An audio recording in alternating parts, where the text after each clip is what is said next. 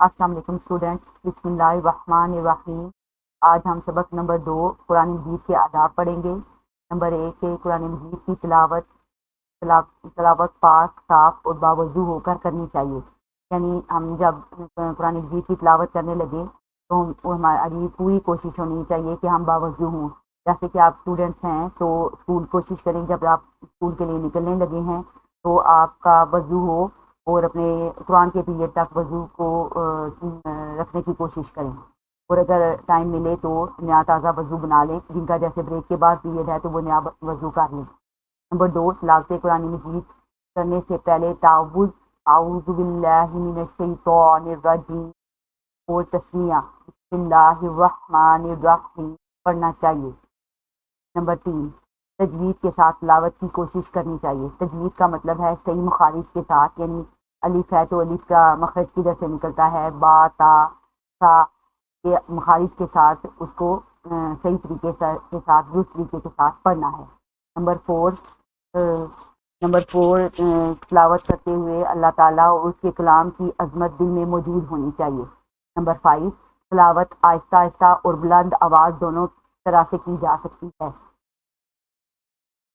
البتہ یہ خیال رکھنا چاہیے کہ بلند آواز کسی کے کام یا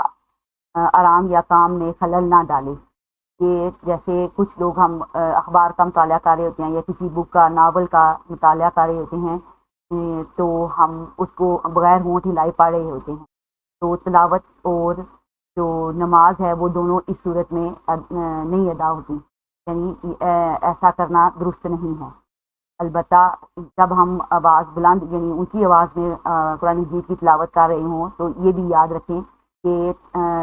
ہماری تلاوت کی وجہ سے کسی کے آرام یا کام میں خلل نہ آئے۔ نمبر 6، سجدہ تلاوت والی آیت پر سجدہ کرنا چاہیے۔ ہمیں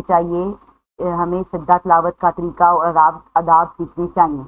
سجدہ تلاوت والی آیت پر سجدہ کرنے کا مطلب یہ ہے کہ اکثر آپ نے جب قرآن مجید کی تلاوت کر رہے ہوتے ہیں تو سائڈ پر جو ایک حاشیہ بنا ہوتا ہے اس میں لکھا ہوتا ہے سجدہ۔ سجدہ اس کے اور اس آیت کی یہ نشانی ہوتی ہے کہ وہ وہاں پر ایک لائن لگائی ہوتی ہے یا اس کو بولڈ کر دیا جاتا ہے اس آیت کو، تو آپ کو سمجھ آ جاتی ہے کہ یہ آیت سجدہ ہے۔ اس کے لیے ضروری ہے کہ ہم فوراً سے سجدہ کرنے کی کوشش کریں، اور اگر سجدہ بعد میں بھی کرنا جو ہے وہ جائز ہے، لیکن کوشش یہی ہونی چاہیے کہ ہم فوراً جو ہی ہم تلاوت کر رہے ہیں اور تلاوت کی جس آیت کی ہم نے تلاوت کی وہ ختم ہوتے ہی ہم جائے نماز بچھائیں اور سجدہ ادا کریں۔ یہاں پر آگے ہمیں یہ سکھا رہے ہیں کہ سجدہ تلاوت کا طریقہ اور آداب سیکھیں۔ اس کا طریقہ کار یہ ہے کہ جب آپ تلاوت کر رہے ہیں فوراً سے قرآن مجید بند کریں اور جائے نماز پہ بچھا کے کھڑے ہو جائیں سیدھے، جیسے ہم نماز کے لیے کھڑے ہوتے ہیں، اور اللہ بغیر نیت باندھے اللہ اکبر کہیں یعنی تکبیر کہیں، اور اسی طرح نیچے سیدھے سجدے میں چلے جائیں بغیر کچھ اور پڑھے۔ اس میں 3 دفعہ سبحان ربی الاعلیٰ پڑھنے کے بعد اللہ اکبر کہہ کے بغیر سلام پھیرے آپ آ کر اپنی تلاوت کا سلسلہ جو ہے وہ شروع کر دیں۔ نمبر 7، جب قرآن مجید کی تلاوت کی جا رہی ہو تو اسے خاموشی اور توجہ سے سننا چاہیے۔ نمبر 8، قرآن مجید کے ترجمہ کا مطالعہ کے وقت خوب غور و فکر کرنا چاہیے تاکہ آیات کا مفہوم اچھی طرح ذہن نشین ہو جائے۔ یہاں پر غور و فکر سے مراد یہ ہے کہ آپ جب قرآن مجید کا ترجمہ پڑھ رہے ہیں اور اس میں ہمیں سمجھ آ رہی ہونی چاہیے کہ ہم جو پڑھ رہے ہیں وہ صرف جسٹ ایک ریڈنگ نہ کر رہے ہوں، ہمیں یہ پتہ چل رہا ہو کہ یہاں پر قرآن مجید ہمیں کیا حکم دے رہا ہے یا کس چیز سے منع کر رہا ہے، یا کون سے احکامات ہیں جو ہمیں کرنے چاہیے اور کون سے احکامات ہیں جو نہیں کرنے چاہیے، یا کون سی قصص ہیں جیسے انبیاء کے قصص ہیں، وہ مطلب ان سب چیزوں کو ہمیں ذہن نشین کرنا چاہیے تاکہ وہ ہماری زندگی میں آئندہ کام آ سکے۔ نمبر 9، اللہ تعالیٰ اس کے رسول حضرت محمد رسول اللہ خاتم النبیین صلی اللہ علیہ وآلہ آلہ وآصحابہ وسلم کی محبت اور اطاعت کے جذبہ سے سرشار ہو کر احکام دین سیکھنے اور اس پر عمل کرنے کی نیت سے قرآن مجید کا مطالعہ کرنا چاہیے۔ یعنی جب بھی ہم کوئی بھی کام کرتے ہیں تو ہمیں اس کام کرنے کا ہمارے پاس ایک مقصد ہوتا ہے، جیسے آپ روزانہ اسکول جاتے ہیں تو آپ اسکول کیوں جاتے ہیں؟ آپ اسکول تعلیم حاصل کرنے کے لیے جاتے ہیں، تربیت حاصل کرنے کے لیے جاتے ہیں۔ اسی طرح قرآن مجید کی تلاوت کا مقصد یہ ہونا چاہیے کہ اللہ اور اس کے رسول کی محبت اور اطاعت اور دوسری احکام دین سیکھنا، یعنی ہمیں پتہ چلنا چاہیے کہ قرآن مجید میں اللہ تعالیٰ ہمیں کیا حکم دے رہا ہے۔ جیسے مثال لے لیں، جیسے واقعی الصلاۃ وآتوا الزکوٰۃ، یعنی نماز پڑھو اور زکوٰۃ ادا کرو، نماز قائم کرو، زکوٰۃ دو، تو اس میں ہمیں احکام دین سکھائے جا رہے ہیں۔ اور پھر جب احکام دین ہم سیکھ لیتے ہیں، یعنی ہم نے پڑھ تو لیا، سیکھ لیا اس سے قرآن مجید سے، یعنی اللہ حکم دے رہا ہے قرآن مجید میں نماز پڑھو اور زکوٰۃ دو، لیکن اس پر عمل کرنے کی نیت سے قرآن مجید کا مطالعہ کرنا چاہیے۔ یعنی جیسے ہمیں یہ پتہ چل گیا کہ قرآن نے حکم دیا نماز پڑھنے کا، تو ہمیں نماز قائم کرنی چاہیے، ٹھیک ہے۔ اسی طرح نیکسٹ ہے آپ کا 10 نمبر، اللہ تعالیٰ اور حضرت محمد رسول اللہ خاتم النبیین صلی اللہ علیہ وآلہ آلہ وصحبہ وسلم کی عظمت اور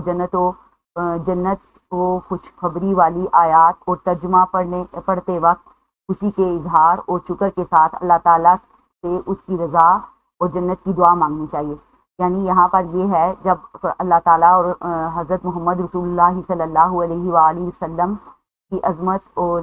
جنت کی خوشخبری یا اس طرح کی آیات جب ہوں، تو ہمیں دل میں اللہ تعالیٰ کا شکر ادا کرنا چاہیے، اور دل ہی میں ہمیں آیت کا تلاوت کرتے ہوئے ہمیں اللہ کی رضا اور جنت مانگنی چاہیے۔ اسی طرح جب اللہ تعالیٰ کے غضب اور جہنم اور اس کے عذاب والی آیات اور ترجمہ پڑھتے وقت اللہ تعالیٰ کا خوف رکھتے ہوئے جہنم کے عذاب اور اللہ تعالیٰ کے غضب سے بچنے کی دعا مانگنی چاہیے۔ یعنی یہ نمبر 11 آپ کا جو ہے، اس میں نمبر 10 میں تھا کہ اللہ تعالیٰ کی طرف سے جو ہم پر نعمتیں ہیں، خوشخبریاں ہیں، ان کے بارے میں شکر ادا کرنا چاہیے اور جنت کی دعا مانگنی چاہیے، اپنے لیے بھی اور اپنے والدین کے لیے بھی، اپنے اساتذہ کے لیے بھی، پھر اس کے بعد اور تمام مسلمانوں کے لیے بھی۔ پھر اس کے بعد نمبر 11 پہ ہے کہ جب اللہ تعالیٰ کے غضب، جہنم اور اس طرح کی آیات آ رہی ہوں، تو اس وقت آپ کو چاہیے کہ آپ اس وقت اللہ تعالیٰ سے استغفار کریں اور غضب سے بچنے کی، اللہ کے غضب سے بچنے کی دعا مانگیں۔ نمبر 12 ہے تلاوت کے آخر میں اپنے والدین، اساتذہ کرام، مرحومین اور پوری امت مسلمہ کے لیے سلامتی اور بھلائی اور مغفرت کی دعا مانگنی چاہیے۔ لاسٹ میں جب آپ قرآن مجید کی تلاوت بند کرتے ہیں، یعنی اب آپ جو کرنا، جیسے آپ ایک رکوع پڑھنا چاہتے ہیں یا ایک پارہ پورا پڑھنا چاہتے ہیں، تو اس کے بعد جب آپ قرآن مجید بند کر رہے ہیں، تو اس میں اس کے آخر پر دعا کا طریقہ مختصراً میں یہاں بیان کر دیتی ہوں کہ سب سے پہلے آپ جب تلاوت کرنا بند کریں تو کہیں، یا اللہ پاک، ہم نے جو کلام میں الہی پڑھا ہے، یا اللہ اس میں اگر کوئی غلطی یا کوتاہی ہو گئی ہے، کسی قسم کی کوئی غلطی ہے، تو اس کی معافی عطا فرما اور اپنے بارگاہ عالی میں اس کو قبول و منظور فرما، اور پھر اس کا اجر نبی کریم صلی اللہ علیہ وآلہ آلہ وصحبہ وسلم کو ہدیۃً تحفۃً عقیدۃً نصیب فرما۔ اس کے بعد اہل بیت، صحابہ کرام، صحابیات، سابقہ پیغمبروں اور اپنی ذات کے لیے، اپنے والدین، اساتذہ کرام اور مرحومین کے لیے، اور پھر حضرت آدم علیہ السلام سے لے کر آج دن تک جتنے مسلمان اس دنیا سے رخصت ہوئے ہیں، یا اللہ پاک ان کو اس کا اجر عنایت فرما۔ جب آپ کسی کی بھلائی، سلامتی اور مغفرت کی دعا مانگیں گے تو وہ آپ کے حق میں بھی اتنی ہی قبول ہوگی۔ بس آج کے لیے اتنا ہی، یہ سبق آج مکمل ہوا۔ انشاءاللہ تعالیٰ العزیز اپنی نیکسٹ ویڈیو میں جو ہے آپ کو ایک نئے سبق کے ساتھ انشاءاللہ تعالیٰ العزیز حاضر ہوں گی۔ اب ہماری جو نیکسٹ ویڈیو ہے وہ یقیناً ہر کلاس کے جو پارے اور آیات اور صورتیں ہیں وہاں سے اسٹارٹ ہوگی انشاءاللہ تعالیٰ العزیز۔ میں کل یا پرسوں تک نئی ویڈیو ساری کلاسز کی اپلوڈ کروں گی۔ آج تک کے لیے اتنا ہی کافی ہے۔ اللہ حافظ۔